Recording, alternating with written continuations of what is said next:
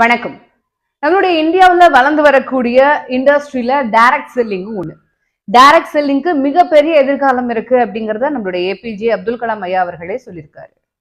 நிறைய ரெஜிஸ்ட்ரேஷன் கம்பெனிகள் இருந்தாலும் கூட அது முறையான கம்பெனியா அப்படிங்கறத நம்ம எப்படி கண்டுபிடிக்கிறது? ஒரு முறையான டைரக்ட் செல்லிங் கம்பெனி எந்த மாதிரி எல்லாம் இருக்கணும் அப்படிங்கறத நான் சொல்றேன். முதல்ல அந்த கம்பெனில நீங்க அக்கௌண்ட் ஜாயின் பண்றதுக்கு, அக்கௌண்ட் கிரியேட் பண்றதுக்கு எந்த விதமான பணமும் வசூலிக்க கூடாது.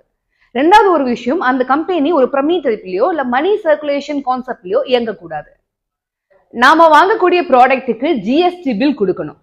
இன்னொரு விஷயம் இருக்கு, அது அந்த கம்பெனில மேனுஃபேக்சர் செய்யப்பட்ட ஓன் ப்ராடக்டாக இருக்கணும். அந்த டைரக்ட் கம்பெனியோட பிராண்ட் வந்துட்டு அந்த ஓன் பிராண்டா தான் இருக்கணுமே தவிர அதர் ப்ராடக்டோ இல்ல நீங்க டிவில இல்ல மற்ற சோசியல் மீடியால விற்பனை செய்யக்கூடிய ஒரு பிராண்டாகவோ நிச்சயமாக இருக்கக்கூடாது. மல்டிபிள் அக்கௌண்ட்ஸ் அந்த கம்பெனில கிரியேட் பண்ணிருக்க கூடாது.